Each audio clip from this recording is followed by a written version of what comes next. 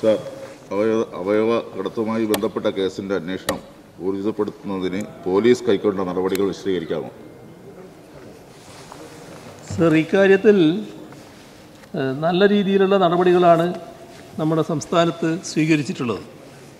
അതിൽ ഒന്നാം പ്രതിയായ ജയകുമാറിൻ്റെ 18/2/2021 മുതൽ 20/5/2024 വരെയുള്ള വൻതോതിലുള്ള സാമ്പത്തിക ഇടപാടുകൾ കണ്ടെത്താൻ കഴിഞ്ഞു.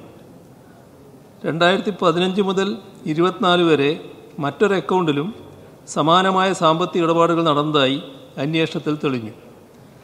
രണ്ടാം പ്രതിയായ സാബിത്ത് നാസർ, അദ്ദേഹത്തിൻ്റെ സാമ്പത്തിക ഇടപാടുകളിൽ ഇവർ തമ്മിലുള്ള ഇടപാടുകളുടെ വിവരങ്ങൾ ലഭിച്ചിട്ടുമുണ്ട്. അറസ്റ്റ് ചെയ്ത പ്രതികളിൽ നിന്ന് കാശ്മീരിലെയും പഞ്ചാബിലെയും അവയവ സ്വീകർത്താക്കൾക്ക് വേണ്ടി തമിഴ്നാട്, കർണാടക, ആന്ധ്രാപ്രദേശ്, കേരളം ഇത്രയും സംസ്ഥാനങ്ങളിലെ നിർധനരായ ആളുകളെ കണ്ടെത്തി അവയവ കച്ചവടം നിയമവിധേയമാണെന്ന് തെറ്റിദ്ധരിപ്പിച്ച് വൻതുക വാഗ്ദാനം ചെയ്ത് വിദേശ രാജ്യങ്ങളിലടക്കം കടത്തിക്കൊണ്ടുപോയതായ വിവരങ്ങളുണ്ട്.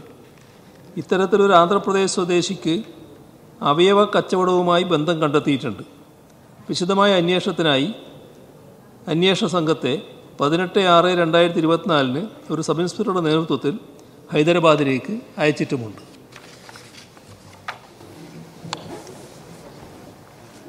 സർ, നിയമവിധേയമല്ലാതെ സംസ്ഥാനത്ത് നടക്കുന്ന അവയവദാനം സംബന്ധിച്ച് ക്രൈംബ്രാഞ്ച് അന്വേഷണം നടത്തിയിട്ടുണ്ടോ?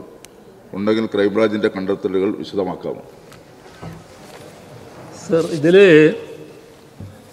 നിയമപ്രകാരമല്ലാത്ത അവയവദാനം അത് സംബന്ധിച്ച് അന്വേഷിക്കുന്നതിന് ക്രൈംബ്രാഞ്ച് ADGPയെ ചുമതലപ്പെടുത്തിയിരുന്നു. അതിൽ വിവിധ പ്രദേശങ്ങളിലെ അവയവദാതാക്കളുണ്ട്, സ്വീകർത്താക്കളുണ്ട്, ആശുപത്രികളുണ്ട്.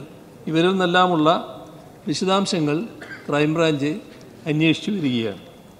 ഇതുവരെ നടത്തിയ അന്വേഷണത്തിൽ അനുമതിയില്ലാതെ അവയവ കൈമാറ്റം നടന്നതായ വിവരങ്ങളൊന്നും വെളിവായിട്ടില്ല.